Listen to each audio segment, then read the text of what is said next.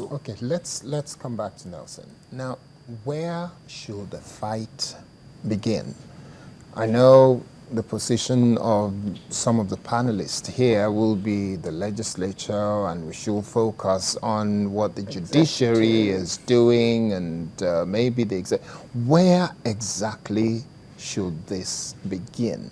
And please don't let us homing on what Nigerians, the common man, is doing, because a few people have said, yes, the man on the street has a duty and responsibility to take care of his own end before criticizing government. But the head is where the story has got to start from before it's get told by the mouth and the rest of the body begin to play act.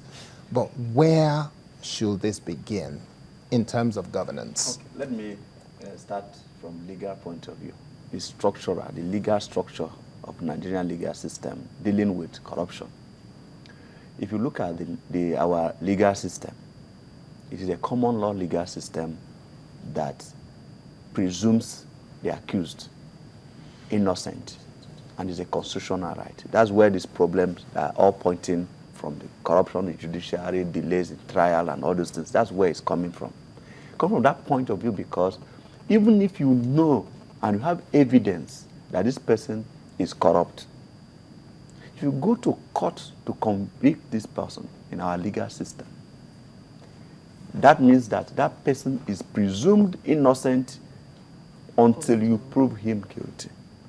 And then the burden, that's the duty to show that he's corrupt, is on that of the prosecution, the people who are alleging that he's corrupt, even when they know.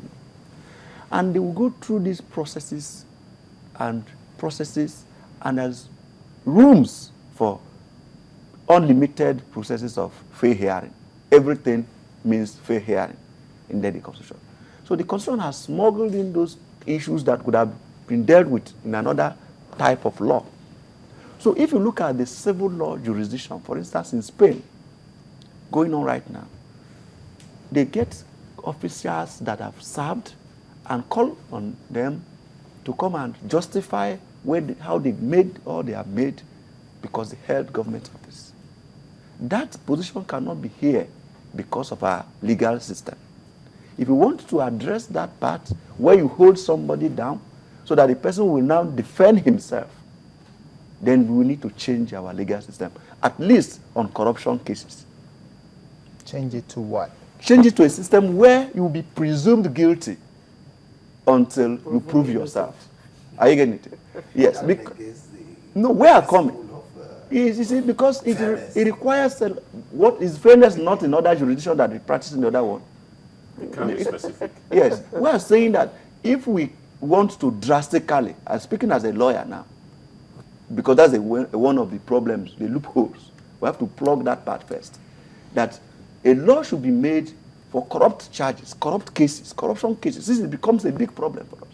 So we say that if anybody lives above his legitimate income, if anybody is in government returns, what we do that here in Nigeria is a mimicking of it through code of conduct, by saying declare your assets, then come back. That is what that law is envisaging. But it doesn't have a strong legal structure to support it. I get it. Because the legal structure on corruption based on pre and post governance interface, when you entered and when you left, what you had before, what you have after, the legal regime on that is not very clear. I'm happy you made this point. From your experience, yes, have there been people who lied on those forms? Of course, it's possible. There's even, even if you want to drag it far, somebody can have an anticipatory declaration. Of course. An anticipatory declaration. So, yes, as he's going in, he already has houses in VI. Yes. Because he intends to have them by the time he leaves. So these are the structures that we need to keep in check before we can really fight corruption. I was hoping you would deal a little bit with the question that I raised, which is where should this issue start? Yes, we should start from the government. Government, not just the president. Government in this tripartite civil system. Service. If you look at the civil service, for instance, what is the culture of corruption there? If you look at the MDAs, government agencies. What is the corruption there? There is this servitude, Servicom. Servicom. Yes. Yes. Corruption is not just about taking money or looting. Failure to deliver service is corrupt. Taxpayers' money are being spent without value. You come to a government agency, you need a permit, you need to do something. That takes unreasonable number of period to get it. Then there's bureaucracy and red tapeism, chains of files disappear. disappear. So these things are corruption. In quotes. To reappear. No, you go through processes, your file might miss you. So if government takes, for instance, the Servicom process serious, civil service will be strong.